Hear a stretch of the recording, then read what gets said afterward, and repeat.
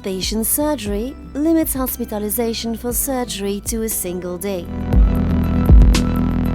Patients are admitted in the morning and leave at the latest that same evening.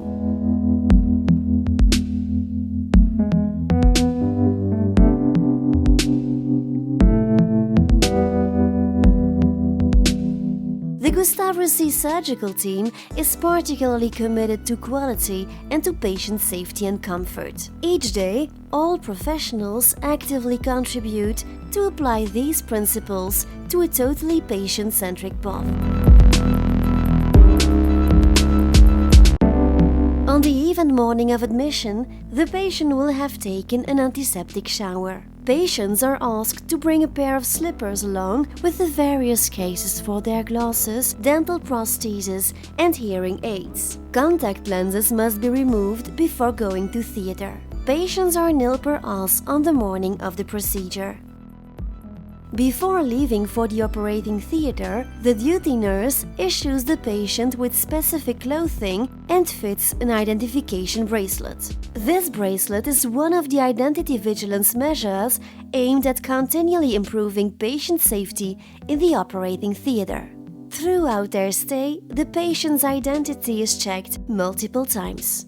The Gustave Roussy surgical team is constantly seeking to improve experience of the care pathway. For this, their main goals are patient comfort, respect for human dignity, and freedom of choice. Improving patient experience applies in particular to the trip to the operating theater and as far as the procedure room. Thus, should they so desire, patients can walk to theater accompanied by a stretcher bearer. By preserving the patient's autonomy, we promote a more natural and less anxiety-producing perception of the care pathway.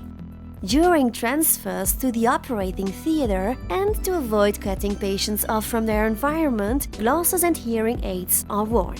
Dental prostheses and wigs can also be worn from the hospital room to the procedure room.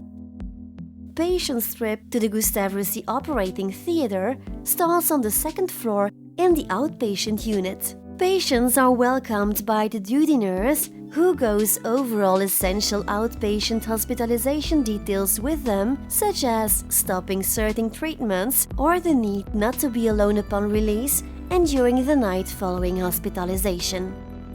Upon arrival at the operating theater, patients are welcomed by the hostess, then taken to a dedicated lounge by a stretcher bearer or a surgical aide. They then adjust their clothes before walking accompanied into the procedure room, where they are greeted by the surgical team.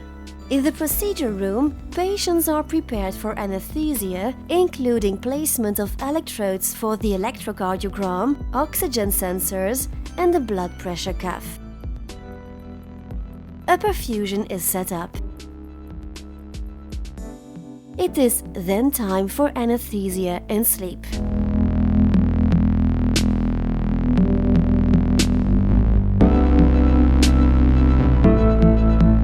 At the end of the procedure, patients are woken progressively, then taken to the recovery room. Following a period of rest and monitoring, the anesthetist comes to approve and sign the recovery room release form.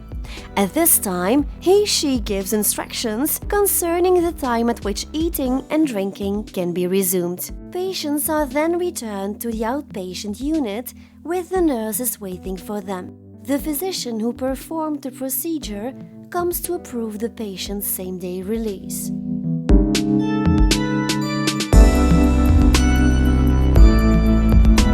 Despite nearly identical clothing, the surgical team consists of different professionals with clearly defined roles, all dedicated to patient care.